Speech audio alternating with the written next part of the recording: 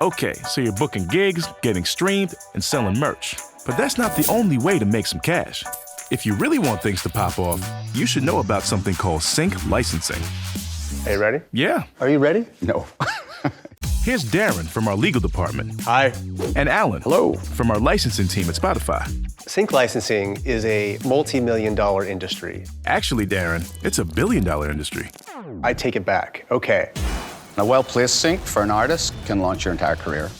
Nick Murphy, formerly known as Chet Faker, knows a thing or two about that. I mean, I was like 23, 24, and I had a song synced on the Super Bowl. I mean, where do you go from that? Triple platinum status? Okay, sign me up. Okay, hold up. Maybe we should take it back. What is sync licensing?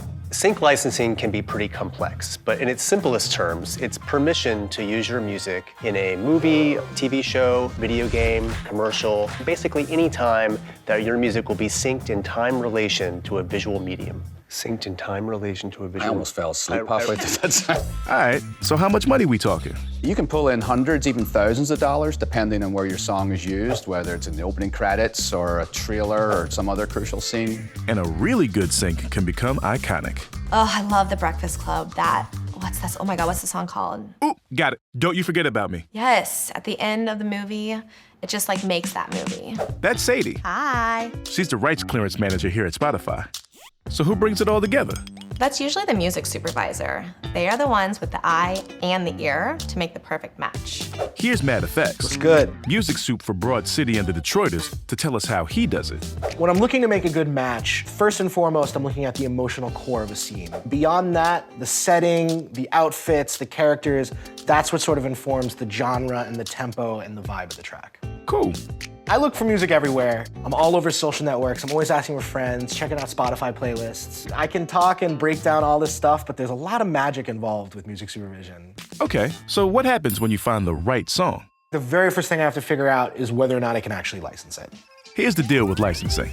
Every sync has two sides. The master for the sound recording and the publishing for the underlying composition. And both need to be licensed for a sync to happen. Usually.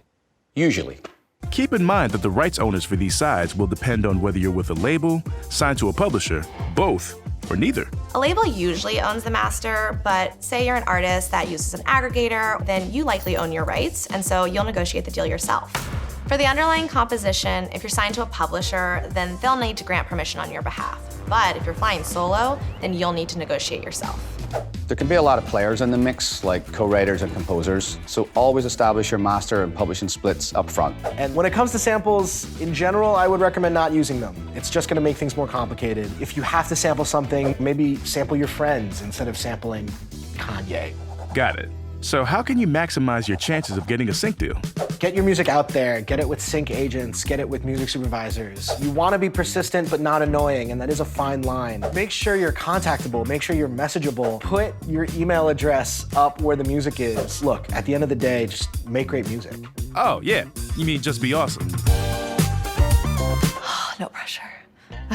Okay. Once the music supervisor does find you, you want to make sure that the deal actually works for you. You don't want your music supporting or promoting a product, for instance, that you don't believe in. Because no matter how good the money might be, the right match is better than just any match. Right on.